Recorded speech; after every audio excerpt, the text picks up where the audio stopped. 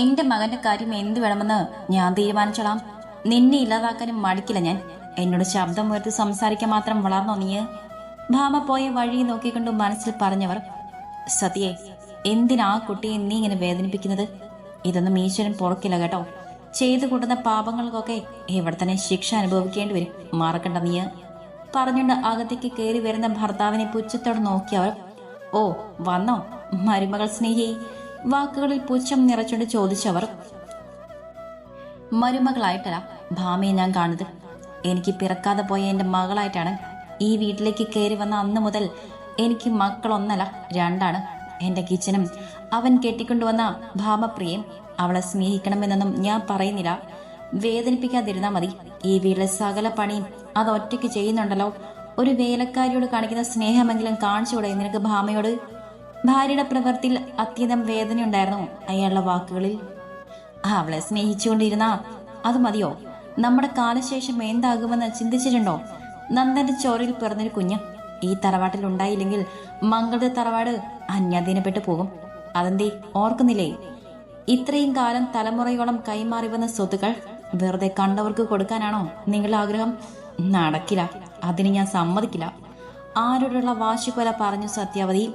നോക്കു സത്യ, നമ്മുടെ കാലശേഷം ഈ തറവാട് അന്യം നിന്ന് പോകാനാണ് ഈശ്വരൻ വിധിച്ചിരിക്കുന്നതെങ്കിൽ ആ വിധി നടപ്പാക്കുക തന്നെ ചെയ്യും. അതിനെ ഭാമി ഇവിടുന്ന് പുറത്താക്കിയിട്ട് എന്ത് കാര്യം? നീ ഉദ്ദേശിക്കുന്ന പോലെ വേറെ ആരെങ്കിലും ഇവിടേക്ക് കൂട്ടിക്കൊണ്ടു വന്നാലും അത് നടക്കണമെന്നില്ല. വെറുതെ ഓരോന്നും ചിന്തിച്ച് കൂട്ടണ്ട. പിന്നെ നിന്റെ ആഗ്രഹം പോലെയൊന്നും നടക്കില്ല. ഭാമയെ ഒഴിവാക്കി വേറൊരു പെണ്ണിനെ ഈ വീട്ടിലേക്ക് കൊണ്ടുവരാൻ ഒരിക്കലും കിച്ചു തയ്യാറാവില്ല. അത് എന്നെക്കാളും നന്നായി നിനക്കും അറിയാം. പിന്നെ എന്തിനാണ് നീ നാടകം കളിക്കുന്നത്? അതെനിക്കറിയാം. അവളെയും കെട്ടിപ്പിടിച്ചുകൊണ്ടിരിക്കുകയല്ലേ അവൻ. ആ കോളേജിലെ അവനെ ചേർക്കേണ്ടത് ഞാൻ പറഞ്ഞതാണ്. എന്നിട്ടും അവിടെ കൊണ്ടുപോയി ചേർത്തു. അവന്റെ ഭാവി അതോടെ നശിച്ചു. വലിയ വീട്ടിലെ ചെക്കനാണെന്ന് അറിഞ്ഞിട്ട് തന്നെയാണ് അവൾ അവന്റെ പിന്നാലെ കൂടിയത്. അമ്മയെപ്പോലെ മകളും ആട്ടക്കാരിയാണല്ലോ. ആ ആട്ടത്തിൽ വീണുപോയി എന്റെ കുഞ്ഞു. എത്ര വട്ടം ഞാൻ പറഞ്ഞു ഈ ബന്ധം നമുക്ക് വേണ്ടെന്ന്. സാവിത്രി ഇവിടേക്ക് കൊണ്ടുവരാമെന്ന്. സമ്മതിച്ചു അവൻ. എത്രയായാലും അവന്റെ മുറപ്പെണ്ണല്ലേ. അവൾക്ക് ഞാൻ മോഹം കൊടുത്തതായിരുന്നു. അവിടെയും ഒറ്റ മകൾ. ആങ്ങളയ്ക്കാണെങ്കിൽ 100 വട്ടം സമ്മതവുമായിരുന്നു. അമ്മയില്ലാത്ത ദുഃഖം അറിയിക്കാതെയാണ് ആങ്ങൾ അവളെ വളർത്തിയത്. ഇവനുമായുള്ള വിവാഹം നടക്കില്ലെന്ന് കരുതിയാണ് ഒന്നും ആലോചിക്കാതെ സൂരജിന്റെ ആലോചന വന്നപ്പോ ഏട്ടൻ അവളുടെ വിവാഹം നടത്തിയത്. അവനൊരു തെമ്മാടിയാണെന്ന് അവന്റെ കൂടെ ബാംഗ്ലൂർക്ക് പോയപ്പോഴല്ലേ സാവിത്രി അറിയുന്നത്. 6 മാസം തികച്ചു നിന്നിട്ടില്ല അവൾ അവന്റെ ഒപ്പം. ബന്ധം വേർപ്പെടുത്തി ഇപ്പൊ തറവാട്ടിൽ നിൽപ്പാണ്. ഇനി ഒരു വിവാഹമേ വേണ്ടെന്നാണ് അവളുടെ അഭിപ്രായം. ഞാൻ ആലോചിക്കുന്നത് അവളെ കിച്ചന് വേണ്ടി ഇവിടേക്ക് കൊണ്ടുവന്നാലോ എന്നാണ്. അവൾ ഇവിടെ നിൽക്കുമ്പോൾ ഞാൻ ആഗ്രഹിക്കുന്ന പോലെയൊക്കെ നടക്കും. സത്യവിദ്യയുടെ മനസ്സിൽ വ്യക്തമായ പദ്ധതി രൂപം കൊണ്ടിട്ടെന്ന് മനസ്സിലായി അയാൾക്ക്. അത് ശരി, അപ്പൊ നീയെല്ലാം തീരുമാനിച്ചുറപ്പിച്ചുകൊണ്ട് തന്നെയാണ് അല്ലെ? കണ്ണുകൾ കുറുകിച്ചു വന്ന അയാളുടെ. അതെ, എന്റെ മകന്റെ ഭാവി സുരക്ഷിതമാകണമെന്ന് അവനേക്കാൾ ഏറെ ഞാൻ ആഗ്രഹിക്കുന്നു. അതൊന്നും നിങ്ങൾക്ക് പറഞ്ഞാൽ മനസ്സിലാവില്ല. പറഞ്ഞുകൊണ്ട് ചായ കുടിച്ച് വാഷ്റൂമിലേക്ക് പോയി കയറി പോകുന്നവരെ നോക്കിയിരുന്നു അയാൾ. ഒരു കാര്യം ഉറപ്പിച്ചു, ഇറങ്ങിയാൽ പിന്നെ തന്റെ ഭാര്യയെ പിന്തിരിപ്പിക്കാൻ കഴിയില്ലെന്ന് അയാൾക്ക് അറിയാവുന്നതാണ്. ഭഗവാനെ, ഭാമയുടെ ജീവിതം വെച്ച് കളിക്കുകയാണ് സത്യ. അവൾക്ക് നല്ല ബുദ്ധി കൊടുക്കണേ. അവൾ ചെയ്യുന്ന തെറ്റിന്റെ ആഴം എത്രത്തോളം ഉണ്ടെന്ന് അവൾ അറിയുന്നില്ല. ഈശ്വര രക്ഷതു. മുഖം അമർത്തി തുടച്ചുകൊണ്ട് നന്ദനുള്ള ചായമായി സ്റ്റെയർ കേസ് കയറി ഭാമ. തന്റെ മുഖത്തെ ചെറിയ മാറ്റം പോലും നന്ദൻ തിരിച്ചറിയും എന്നുള്ളത് കൊണ്ട് സങ്കടം ഉള്ളിലൊതുക്കി പുഞ്ചിരിയുടെ ആവണ്ണം അണിഞ്ഞുകൊണ്ട് റൂമിലേക്ക് കയറി ഭാമ. നന്ദൻ ബാത്റൂമിലാണ്. വെള്ളം വീഴുന്ന ഒച്ച കേൾക്കുന്നുണ്ട്. ക്ഷേത്രത്തിൽ പോകണമെന്ന് പറഞ്ഞുകൊണ്ടായിരിക്കും നേരത്തെ എഴുന്നേറ്റത്. ഒരു കണക്കിന് നന്നായി. മനസ്സിൽ പറഞ്ഞുകൊണ്ട് ടേബിൾ ചായ വെച്ച് ഷെൽഫിൽ നിന്നും നന്ദനും അവൾക്കും ഇടാനുള്ള ഡ്രസ്സ് എടുത്ത് കട്ടിൽ വെച്ചു. അപ്പോഴേക്കും നന്ദൻ കുളി കഴിഞ്ഞിറങ്ങിയിരുന്നു. പിന്നിലൂടെ വന്ന് അവളുടെ വയറിനു മീതെ കൂടി ഇരു കൈകളും കൊണ്ട് ചുറ്റി അവളെ താടി മുട്ടിച്ച് കുനിഞ്ഞു അവൻ.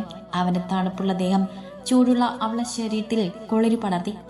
അവന്റെ നീണ്ട തലമുടിയിൽ നിന്നും വെള്ളത്തുള്ളികൾ ഇറ്റു വീണു അവളെ കഴുത്തിലേക്ക്. തല നന്നായി തുടക്കില്ല, എത്ര പറഞ്ഞാലും. മാർക്കെ, ഞാൻ തുടച്ചു തരാം പറഞ്ഞുകൊണ്ട് അവന്റെ കൈകളെ വേർപെടുത്തി അവന് അഭിമുഖം നിന്ന ഭാമ തോളിൽ കിടന്ന് ടർക്കിയെടുത്ത് തല തുടയ്ക്കാൻ പെരുവിരൽ നിലത്ത് കുത്തി ഉയർന്നു നിന്നവളെ ദേഷ്യം പിടിപ്പിക്കാനായി തല ഒന്നുകൂടി ഉയർത്തിപ്പിടിച്ചു നന്ദൻ. അവനേക്കാൾ ഉയരം കുറവുള്ളതുകൊണ്ട് അവൾക്ക് ശരിക്ക് എത്തുന്നുണ്ടായിരുന്നില്ല.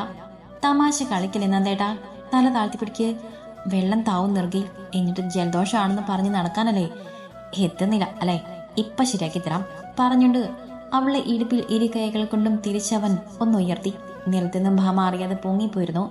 ഈ നന്ദേട്ടന്റെ ഒരു കാര്യം, ഇപ്പോഴും കൊച്ചുകുട്ടിയാണെന്ന വിചാരം. കുസൃതിയോടെ പറഞ്ഞുകൊണ്ടവൾ അവന്റെ തല നന്നായി തുടച്ചു കൊടുത്തു. അവളുടെ മാറിലേക്ക് മുഖം പൂഴ്ത്തി കണ്ണുകൾ അടച്ചെന്നു അവൻ. അവളുടെ ശരീരത്തിലെ ചന്ദനത്തിന്റെ ഗന്ധം മുകളിലേക്ക് ആവാഹിച്ചുകൊണ്ട്, അതെ, ഇങ്ങനെ നിന്നാ നിർമ്മാല്യവും പ്രഭാത പൂജയും കഴിഞ്ഞ് തിരുമേനി പോകും നന്ദേട്ടാ. അവന്റെ ഇരു കൈകളും കുത്തി പിന്നിലേക്കൊന്ന് ആഞ്ഞുകൊണ്ട് ഭാമ പറഞ്ഞു. ശരി, ക്ഷേത്രത്തിലേക്ക് പോകാനുള്ളത് കൊണ്ടാണ്, ഇല്ലെങ്കിൽ അവളെ നിലത്ത് നിർത്തി ചുണ്ടെന്ന് കടിച്ചു വിട്ടുകൊണ്ട് പറഞ്ഞു അവൻ. ചായ തണുത്ത് പോയി കാണും, ഞാൻ വേറെ എടുത്തിട്ട് വരാം. ചായ എടുത്ത് പോകാൻ തിരിഞ്ഞവളുടെ കയ്യിൽ നിന്നും കപ്പ് വാങ്ങി ഒറ്റ വലിക്ക് കുടിച്ചു നന്ദൻ. ഇനിയിപ്പോ ചൂടുള്ളത് വന്നിട്ട് മതി, ചായയല്ല കേട്ടോ, കുറുമ്പോടെ പറഞ്ഞുകൊണ്ട് അവളുടെ മുഖത്തിന് നേരെ മുഖം അടുപ്പിച്ചവൻ. ക്ഷേത്രത്തിലേക്ക് പോവുകയാണെന്ന് വല്ല ചിന്തയുണ്ടോ? എപ്പോഴും വഷളത്തര മാത്രമേ നാവിൽ നിന്ന് വരൂ. അവനെ പിന്നിലേക്കൊന്ന് തള്ളിയിട്ട് കപ്പ് ടേബിൾ വെച്ച് ക്ഷേത്രത്തിലേക്ക് പോകുമ്പോൾ ഉടുക്കാൻ എടുത്തു വെച്ച സെറ്റ് സാരിയും ബ്ലൗസും മടിപ്പാവടയും എടുത്തുകൊണ്ട് ഡ്രസ്സിംഗ് റൂമിലേക്ക് നടന്നു അവൾ. തമ്പുരാട്ടി വേഗം ഒരുങ്ങി ഇറങ്ങിക്കോ, അല്ലെങ്കിൽ തിരുമേനിയുടെ പാട് നോക്കി പോകും, പറഞ്ഞില്ലാന്ന് വേണ്ട പറഞ്ഞുകൊണ്ട് പുഞ്ചിരിയോടെ അവൾ എടുത്തു വെച്ച ബർത്ത്ഡേ ഗിഫ്റ്റ് എടുത്ത് ധരിച്ചു. ബ്ലാക്ക് ഷർട്ട് അവളുടെ ഫേവറേറ്റ് ആണ്. അതുപോലെ തന്നെ അവളുടെ ഇഷ്ടം അവൻ്റേതുമായി മാറിയത് കൊണ്ട് ഇപ്പം നന്ദന് ഏറ്റവും പ്രിയവും അത് തന്നെയാണ്. നന്ദൻ കണ്ണാടിക്ക് മുന്നിൽ നിന്ന് മുടി ചീകി ഒതുക്കുമ്പോഴാണ് സെറ്റ് സാരി എടുത്ത് സുന്ദരി ഒരുങ്ങി വന്നത് ഭാമ. അവളെ തന്നെ നോക്കി കണ്ണ് ചിമ്മാതെ നിന്നു നന്ദൻ. മെറൂൺ നിറത്തിൽ വർക്ക് ചെയ്ത ബ്ലൗസും ടിഷ്യൂ സെറ്റ് സാരിയുമായിരുന്നു അവളുടെ വേഷം. അല്ലെങ്കിലും സെറ്റ് സാരി കൊടുത്താൽ അവളെ കാണാൻ പ്രത്യേക ഭംഗിയാണ്. കയ്യിൽ പതിവ് പോലെ 2 വളകൾ, വലിയ താലിമാലയും കാതിൽ വെള്ളപ്പിളിന്റെ മൊട്ടുകമ്മലും, മോതിരത്തോട് പ്രിയമുള്ളതുകൊണ്ട് ചൂണ്ടുവിരലിലടക്കം ഇരു കൈകളിലും മോതിരമിടും ഭാമ.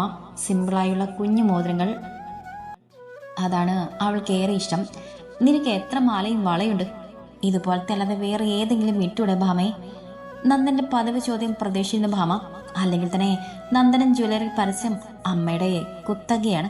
എനിക്ക് വയ്യപ്പ, അമ്മയെപ്പോലെ അണിഞ്ഞു നടക്കാൻ ഇത് തന്നെ ധാരാളം. നമ്മൾ കല്യാണത്തിനൊന്നുമല്ല പോകുന്നത്, തൊഴാനാണ്.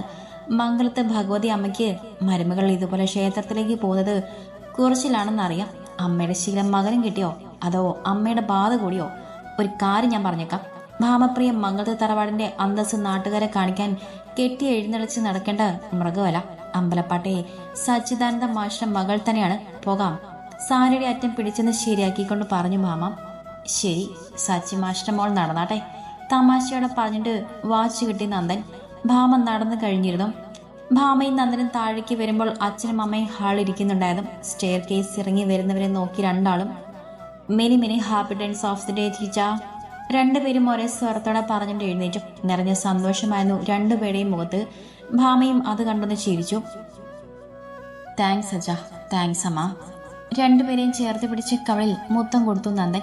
ക്ഷേത്രത്തിലേക്ക് പോയിട്ട് വാ, നിനക്കൊരു സർപ്രൈസ് ഉണ്ട്, അമ്മ അവന്റെ നെറ്റിയിൽ ഉമ്മ വെച്ചുകൊണ്ട് പറഞ്ഞു. ആ പറഞ്ഞതിൽ പുതുമയൊന്നും തോന്നിയില്ല ഭാമയ്ക്ക്. 4 വർഷമായി താൻ കാണുന്നതാണ്. നന്ദന്റെ പിറന്നാൾ ദിവസം വില കൂടിയ എന്തെങ്കിലും സമ്മാനമായിരിക്കും രണ്ടുപേരും നൽകുന്നത്. വില കൂടിയ ഫോൺ, വില കൂടിയ വാച്ച്, വില കൂടിയ ബൈക്ക്. കഴിഞ്ഞ വർഷം കൊടുത്തത് പുതിയ മോഡൽ ഐഫോൺ ആയിരുന്നു. ഇനി എന്താണാവോ? എന്തായാലും അതൊന്നും തന്നെ ബാധിക്കുന്ന പ്രശ്നമേ അല്ല എന്ന മട്ടിൽ നിന്ന് ഭാമ. പോയിട്ട് വാ, വൈകാതെ. പിന്നെ അച്ഛമ്മയും അമ്മമ്മയും വരാമെന്ന് പറഞ്ഞിട്ടുണ്ട്. 8 മണിക്ക് രാമേട്ടനോട് ചെല്ലാൻ പറഞ്ഞിട്ടുണ്ട്, രണ്ടുപേരെയും കൂട്ടിക്കൊണ്ടു വരാൻ. അമ്മ പറഞ്ഞപ്പോൾ നന്ദൻ അച്ഛനെ നോക്കി. എന്തിനാ രാമേണ്ണനെ വിട്ടത്? ഞങ്ങൾ പോയിട്ട് വരുമ്പോൾ കൊണ്ടുവരാമായിരുന്നല്ലോ, അതല്ലേ അവർക്ക് സന്തോഷാവുക. ഡ്രൈവറെ വിട്ടെന്ന് പറഞ്ഞ മോശമല്ലേ ചാ? നന്ദൻ ചോദിച്ചത് കേട്ടപ്പോൾ അമ്മയുടെ മുഖം മാറി. എൻ്റെ അമ്മയ്ക്കും മാങ്ങളയ്ക്കും സാവുവിനും ആരായാലും കുഴപ്പമില്ല, പിടിക്കാത്തത് നിന്റെ അച്ഛമ്മയ്ക്കാണ്. ഇവിടെ വന്ന് നിൽക്കാൻ പറഞ്ഞ കേൾക്കില്ല. ഒറ്റയ്ക്ക് തറവാട്ടിൽ കഴിഞ്ഞാലേ തൃപ്തിയാവൂ. അച്ഛമ്മേലുള്ള ദേഷ്യം തുറന്നു കാണിക്കുന്നതിന് മുൻപ് അച്ഛൻ ഇടപെട്ടു. എൻ്റെ അമ്മയുടെ താല്പര്യം അച്ഛൻ ഇറങ്ങുന്ന തറവാട്ടിൽ കഴിയാനാണ്, പിന്നെ തറവാട്ടിൽ നിൽക്കാനല്ല. നിനക്ക് അന്തസ്സ് കുറവ്, അതുകൊണ്ടല്ലേ ഒറ്റ മകനായിട്ടും ഞാൻ വീട് മാറി താമസിക്കുന്നത്. അതിലേക്ക് ഒന്നും കടക്കണ്ട, ശാസനയുടെ അച്ഛൻ പറഞ്ഞു. ഇനിയിപ്പം നല്ലൊരു ദിവസമായിട്ട് തർക്കം വേണ്ട. എന്തായാലും വൈകിട്ട് പാർട്ടി ഒരുക്കിയിട്ടുണ്ട് നമ്മുടെ സ്റ്റാഫുകൾക്ക്. പ്ലാസിൽ അതൊക്കെ കഴിഞ്ഞിട്ട് 2 ദിവസം കഴിഞ്ഞ് പോകാമെന്ന് പറയണം അവരോട്. എന്നാൽ ഇനി വൈകുന്നില്ല, പോയിട്ട് വരാം. ഭാമയുടെ കൈ പിടിച്ച് മുന്നോട്ട് നടന്നത് പിന്നിലേക്ക് തിരിഞ്ഞു നോക്കി നന്ദൻ പറഞ്ഞു. തൊഴുതിട്ട് ഭാമയുടെ വീട്ടിലേക്കൊന്ന് പോകും. അവരും വേണം ഇന്നിവിടെ എന്നാണ് എൻ്റെ ആഗ്രഹം. അവരെ കൂട്ടിയിട്ട് വരാം. എന്തായാലും ഇന്നത്തെ ഫുഡൊക്കെ ഏർപ്പാട് ചെയ്തിരിക്കുകയാണല്ലോ, വൈകില്ല. അമ്മയുടെ മറുപടിക്ക് കാക്കാതെ ഭാമയുടെ കയ്യിൽ പിടിച്ച് നടന്നു കഴിഞ്ഞിരുന്നു നന്ദൻ. കീ സ്റ്റാൻഡിൽ നിന്നും കാറിന്റെ കീയും എടുത്തുകൊണ്ട് അവൻ പറഞ്ഞ വാക്കുകളിൽ നിന്ന് മോചിതയായിട്ടുണ്ടായിരുന്നില്ല ഭാമ. എപ്പോഴും അവളുടെ രണ്ട് കണ്ണുകളും നന്ദന്റെ മുഖത്തായിരുന്നു. കള്ളച്ചിരിയുടെ അവളെ നിന്ന് നോക്കി രണ്ട് കണ്ണുകളും അടച്ചു കാണിച്ചവൻ കാറിൽ കയറി. രണ്ടുപേരും സീറ്റ് ബെൽറ്റും വലിച്ച് അവൻ തന്നെയാണ് അവൾക്ക് ഇട്ടുകൊടുത്തത്. അപ്പോഴും അതിശയത്തോടെയുള്ള അവളുടെ നോട്ടം അവന്റെ നേർക്ക് തന്നെയായിരുന്നു. കേട്ടത് വിശ്വസിക്കാൻ കഴിയുന്നില്ല. എന്റെ ഭാമക്കുട്ടിക്ക് അല്ലേ? എന്നാ വിശ്വസിച്ചോളൂ. നമ്മൾ തിരിച്ചു വരുമ്പോൾ ഈ കാറിൽ സച്ചിദാനന്ദ മാഷും കൃഷ്ണ അമ്മയും ഹേമയും നമ്മുടെ കൂടെ ഉണ്ടാകും. ഹേമയോട് ഞാൻ കോളേജിലേക്ക് പോകണ്ടെന്ന് വിളിച്ചു പറഞ്ഞിട്ടുണ്ട്. എല്ലാ ദിവസവും പോകുന്നതല്ലേ? ഏട്ടനും ചേച്ചിക്കും വേണ്ടി ഒരു ദിവസം ലീവ് എടുക്കട്ടെ. കേട്ടപ്പോൾ സന്തോഷമൊക്കെ തോന്നുന്നതേട്ടാ. പക്ഷെ വേണ്ടായിരുന്നു. അമ്പലപ്പാട്ട സച്ചി മാഷും കുടുംബവും മംഗളത്തേക്ക് വരുന്നത് സത്യാവതി അമ്മയ്ക്കും അവരുടെ അമ്മ ഭാരതി അമ്മ തമ്പുരാട്ടിക്കും പിടിക്കില്ല. നന്ദാ, വെറുതെ വിളിച്ചു കൊണ്ടുവന്നിട്ട് അവരുടെ മനസ്സ് വിഷമിപ്പിക്കുന്നത് എന്തിനാണ്? എൻ്റെ അമ്മയ്ക്കും അച്ഛനും അത് സഹിക്കില്ല.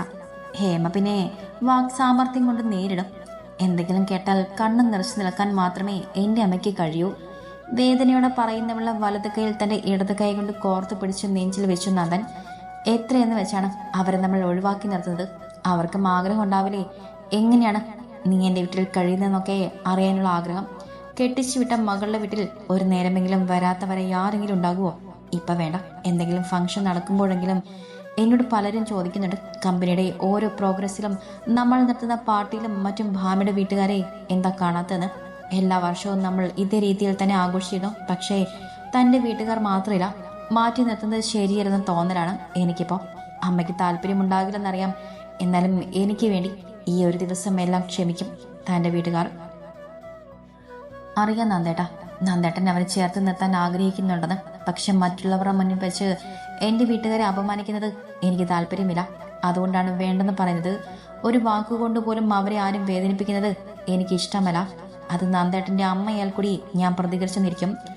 എൻ്റെ പൊന്നു ഭാമക്കുട്ടിയല്ലേ? കഥാപാത്രങ്ങൾക്ക് ശക്തി പകർന്നത് പോലെ തനിക്കിപ്പോൾ ശക്തി വർദ്ധിച്ചു എന്നാണ് തോന്നുന്നത്. ഞാൻ സ്നേഹിക്കുന്ന നാളുകളിലെ ഭാമയല്ലേ ഇപ്പോൾ? തനിക്ക് ഒരുപാട് മാറ്റമുണ്ട്. ചിരിച്ചുകൊണ്ട് പറഞ്ഞത് ഡ്രൈവിംഗ് ശ്രദ്ധിച്ചു. ഒരു മനുഷ്യനെ മാറ്റുന്ന സാഹചര്യങ്ങളാണ് നന്ദേട്ട. എനിക്കെന്തെങ്കിലും മാറ്റങ്ങൾ സംഭവിച്ചിട്ടുണ്ടെങ്കിൽ അതിന് കാരണം നന്ദേട്ടൻ്റെ അമ്മയാണ്. പ്രതികരിക്കാതിരുന്നാൽ ശരിയാകില്ലെന്നാ എന്നെ പഠിപ്പിച്ചത്. നിലനിൽപ്പിന് വേണ്ടി പൊരുതേണ്ടി വരും ചിലർക്ക്. അങ്ങനൊരു പൊരുത്തലാണ് ഭാമ ഇപ്പോൾ. ഒളിഞ്ഞും തെളിഞ്ഞും സത്യാവതി അമ്മ തന്നോട് ആവശ്യപ്പെട്ടുകൊണ്ടിരിക്കുന്ന കാര്യം മനസ്സിൽ വെച്ചുകൊണ്ടാണ് അത്രയും പറഞ്ഞത് ഭാമ. സാഹിത്യക്കാരി ഉണർന്നല്ലോ എൻ്റെ പൊന്നു കുഞ്ഞെ. നിന്റെ സാഹിത്യം കേൾക്കാനുള്ള മൂഡിലല്ല ഞാനിപ്പോൾ. നന്ദൻ ചിരിച്ചുകൊണ്ട് പറഞ്ഞപ്പോൾ ഭാമ ഓടി മറയുന്ന കാഴ്ചകളിലേക്ക് കണ്ണു നട്ടിരുന്നു. പരിചിതമായ വഴിയാണ്. ആഴ്ചയിൽ ഒരിക്കലെങ്കിലും താൻ പോകാറുണ്ട് മഹാദേവ ക്ഷേത്രത്തിലേക്ക്. നന്ദന്റെ കൂട്ടിലാതെ നന്ദൻ പിന്നെയും ഓരോന്ന് സംസാരിച്ചിരുന്നു. ക്ഷേത്രത്തിന് പുറത്തെ വലിയ ആൽമരച്ചോട്ടിൽ വണ്ടി പാർക്ക് ചെയ്തിറങ്ങി. വലിയ തിരക്കൊന്നുമില്ല ക്ഷേത്രത്തിൽ. വഴിപാടുകൾ ചീട്ടാക്കി വരുമ്പോഴേക്കും നിറമാല്യത്തിനുള്ള മണിയൊച്ച കേട്ടു. വേഗം നടയിൽ വന്ന് തൊഴുതു നിന്നു. ഭാമയും നന്ദനും പ്രാർത്ഥനയോടെ തിരുമേനി നൽകിയ ഇലച്ചീന്തിലെ പ്രസാദം നന്ദന്റെ നെറ്റിയിൽ തൊട്ടുകൊടുത്തു ഭാമ. അല്പം കഴുത്തിലും നെറ്റിയിലെ തൊട്ട ചന്ദനക്കുറി മനസ്സിലും കുളിർമ പടർത്തി അവന്റെ. ഭാമയും നെറ്റിയിൽ ചന്ദനം തൊട്ടു. ഒരു നുള്ളു കഴുത്തിലും പൂവ് മുടിയിലേക്ക് തിരികെ. ഉപദൈവങ്ങളും തൊഴുതിറങ്ങിയിരുവരും കാറിൽ കയറി നേരെ പോയത് സരോവരത്തിലേക്കാണ്. ആഡംബരത്തിന്റെ പ്രൗഢി ഏതുമില്ലാത്ത സാധാരണ ഇരുനില വീട്. തറവാട് ഭാഗം വെച്ച് അച്ഛൻ്റെ ഓഹരി കിട്ടിയപ്പോൾ സ്കൂളിനടുത്ത് സ്ഥലം വാങ്ങി വീട് വെച്ചതാണ് അച്ഛൻ. തറവാട്ടിൽ മാഷ്ടെ അമ്മയോടൊപ്പം അനിയൻ സോമനും കുടുംബവുമാണ് താമസം. ഒരു സഹോദരിയുള്ളത് മദ്രാസിലാണ്. അച്ഛൻ്റെ ആണ്ടിനും ഉത്സവത്തിനും നാട്ടിൽ വരും. സഹോദരിയും മക്കളും ഒത്തൊരുമയോടെയുള്ള കുടുംബം. ഗേറ്റ് തുറന്ന് കിടക്കുന്ന കണ്ടപ്പോൾ തന്നെ ഭാമയ്ക്ക് മനസ്സിലായി നന്ദേട്ടൻ എല്ലാം വിളിച്ച് പറഞ്ഞിട്ടുണ്ടെന്ന്. വീടിനോട് ചേർന്ന് ഓടിട്ട ചെറിയ മണ്ഡപമുണ്ട്. അമ്മ നൃത്തം പഠിപ്പിക്കുന്നത് അവിടെയാണ്. രാവിലെ 6 മണി തൊട്ട് 8 മണി വരെ കുട്ടികളുണ്ടാകും. ശനിയും ഞായറും ഒഴിവ് ദിവസങ്ങളിലും അമ്മയുടെ ജീവവായുവാണ് പാട്ട് നൃത്തവും. അച്ഛനും എതിരല്ല. എല്ലാം ആസ്വദിക്കുന്ന കൂട്ടത്തിലാണ് അച്ഛൻ. കാർ നിർത്തി ഇറങ്ങുമ്പോഴേക്കും അകത്തുനിന്നും അച്ഛനും അമ്മയും അവർക്ക് പിന്നാലെ ഹേമയെ സീറ്റോട്ടിൽ ഹാജർ വെച്ചിരുന്നു. ഹേമ ഡിഗ്രി ഫൈനൽ ഇയർ പഠിക്കുകയാണ്. വിവാഹാലോചനകൾ നടക്കുന്നുണ്ട്. പക്ഷെ ഇപ്പോൾ വേണ്ടെന്ന് അച്ഛൻ്റെ തീരുമാനമാണ്. തന്നെയോ പഠിപ്പിച്ച് ജോലിക്കാരിയാക്കാൻ അച്ഛന് കഴിഞ്ഞില്ല. അതുപോലെ ആകരുത് ഹേമയുടെ ജീവിതം എന്നാണ് അച്ഛൻ്റെ ആഗ്രഹം. തൻ്റെ 2 മക്കളെയും ടീച്ചർമാരാക്കണം എന്നതായിരുന്നു അച്ഛൻ്റെ സ്വപ്നം. തൻ്റെ കാര്യത്തിൽ അത് നടന്നില്ല. ഹേമയെ ടീച്ചറെ കാണണമെന്നാണ് ഇപ്പം അച്ഛൻ്റെ ആഗ്രഹം. അവൾക്കും അങ്ങനെ തന്നെയാണ്. ജോലി കിട്ടിയിട്ട് മതി വിവാഹം എന്നത്. വരും മക്കളെ. 2 പേരെയും അച്ഛൻ അകത്തേക്ക് വിളിച്ചു. ഹാപ്പി ബർത്ത്ഡേ ഏട്ടാ. ഹേമ വിഷ് ചെയ്തു. Thank you. എടോ താഴ്ന്ന നിൽക്കുന്നത് കഴിക്കാൻ എടുത്ത് വെക്ക്. അച്ഛൻ തിരക്ക് കൂട്ടി. അയ്യോ വേണ്ടച്ച, ഇനിയിപ്പോ അവിടെ പോയിട്ട് കഴിക്കാം. അമ്മേ ഒരു ഗ്ലാസ് ചായ മാത്രം മതി. അങ്ങനെ ഇപ്പോ ഒരു ഗ്ലാസ് ചായ മാത്രം ആക്കണ്ട അമ്മേ, കഴിക്കാൻ എടുത്ത് വെക്ക്. എന്തായാലും വന്നില്ലേ, ഇന്നൊരു ദിവസം പ്രാതൽ ഇവിടെ നിന്നാകട്ടെ. നന്ദനെ തറപ്പിച്ച് നോക്കിയിട്ട് അമ്മയ്ക്ക് പിന്നാലെ അകത്തേക്ക് നടന്ന ഭാമ. പിന്നാലെ ഹേമയും വിശേഷങ്ങൾ ചോദിച്ചുകൊണ്ട്. ചേച്ചി, ആ ഫൂലൻ ദേവി ഇപ്പോഴും അങ്ങനെ തന്നെയാണോ? അവർക്ക് എന്തെങ്കിലും മാറ്റമുണ്ടോ ചേച്ചി? ഹേമ സ്വരം താഴ്ത്തിയാണ് ചോദിച്ചത്. അവർക്ക് ഒരു മാറ്റം ഉണ്ടാവില്ല മോളെ.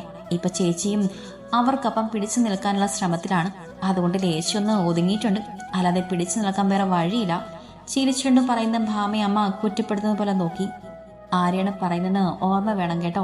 എത്രയായാലും നന്ദന്റെ അമ്മയാണ്. പിന്നെ അവരോട് തർക്കിക്കാനൊന്നും പോകണ്ട. നമ്മളെക്കാൾ ഒരുപാട് വലിയവരാണ്. നമുക്ക് അങ്ങനെ ഒരു ബന്ധം കിട്ടിയതിനെ മഹാഭാഗ്യാണ്. പെൺകുട്ടികളെ വളർത്തിയതിന്റെ ദോഷമെന്നാണ് അവരൊക്കെ പറയുക. കുറ്റം എനിക്കായിരിക്കും, അമ്മയുടെ വളർത്തു ദോഷമെന്ന്. സച്ചിമാഷ്ട മക്കൾ ആരെയും എതിർക്കാനും തോൽപ്പിക്കാനൊന്നും പോകണ്ട. വാക്കുകൾ കടുപ്പിച്ചുകൊണ്ട് പറഞ്ഞിട്ട് അമ്മ കഴിക്കാനുള്ള ദോശയും തേങ്ങ ചമ്മന്തിയും തക്കാളി ചമ്മന്തിയും മേശപ്പുറത്തേക്ക് വെച്ചു. അമ്മേ, ആരെയും തോൽപ്പിക്കാനോ എതിർക്കാനോ അല്ല, അവിടെ പിടിച്ചു നിൽക്കണ്ടേ. അതിനുവേണ്ടി ഓരോന്നും പറയുന്നതേ ഉള്ളൂ. അമ്മയ്ക്ക് അറിയില്ലേനെ? ചോദിച്ചുകൊണ്ട് അമ്മയുടെ കവളിൽ ഒരു മുത്തം കൊടുത്തു ഭാമ. ഈ അമ്മയ്ക്ക് എന്താണ്? വിവാഹം കഴിപ്പിച്ചയച്ച വീട്ടിൽ അവർ എങ്ങനെ പെരുമാറുന്നു അതുപോലെ തന്നെ തിരിച്ച് അങ്ങോട്ടും പെരുമാറിയാൽ മതി. അല്ലാതെ അവരുടെ കാൽച്ചുട്ടിൽ കിടക്കാനൊന്നും സച്ചിമാഷുള്ള മകളെ കിട്ടില്ല. ഭാമയെ കിട്ടുമായിരിക്കും, പക്ഷെ ഹേമി അതിന് കിട്ടില്ല. പറഞ്ഞിട്ട് ചായപാത്രത്തിലെ ചായ ഗ്ലാസ്സിലേക്ക് പകർത്തിയെടുത്തു അവൾ. അല്ലെങ്കിലും ഹേമ ഭാമയെ പോലെയല്ല. തനിക്ക് ഇഷ്ടപ്പെടാത്തത് കണ്ടാൽ ആരുടെ മുഖത്ത് നോക്കിയും കാര്യം പറയും. പിന്നത്തേക്ക് വെക്കുന്ന ശീലം പണ്ടേയില്ല. മോളെ, മോനെ പോയിട്ട് തിരക്കുണ്ടെന്ന് ദാ വരുന്നു വച്ചാ. പ്ലേറ്റ് എടുത്ത് ഭാമയും അവർക്ക് പിന്നാലെ ചെയ്തു. എല്ലാവരും ഒന്നിച്ചാണ് കഴിക്കാനിരുന്നത്. കഴിച്ച് എഴുന്നേറ്റ് പ്ലേറ്റും ഒക്കെ വേഗം കഴുകിയെടുത്ത് വെച്ചു ഭാമ.